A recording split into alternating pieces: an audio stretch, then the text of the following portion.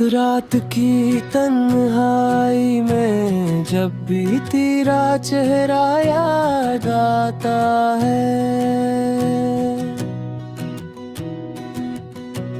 दिल की खामोश दीवारों से एक साया सा टुकराता है।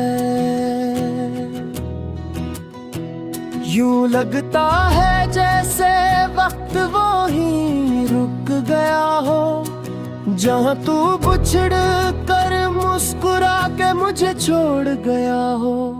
मैंने हर लम्हा तेरी खातिर दिल में कोई चिराग जलाया, मगर किस्मत की आंधी ने मेरा हर ख्वाब मिटाया। तेरी याद के रास्ते आज भी दिल में बसेरा करते हैं, ख्वाबों के टूटे टुकड़े अब भी आंखों में तैरते हैं।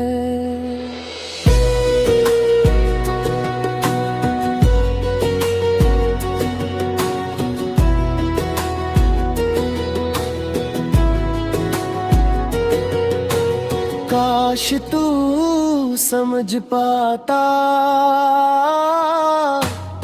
क्या बिछड़ने का दर्द कैसा होता है। हर लम्हा जीना, हर सांस लेना कैसा होता है। काश तू पलट कर देखता इस दिल की खाली गलियों को, जहाँ कभी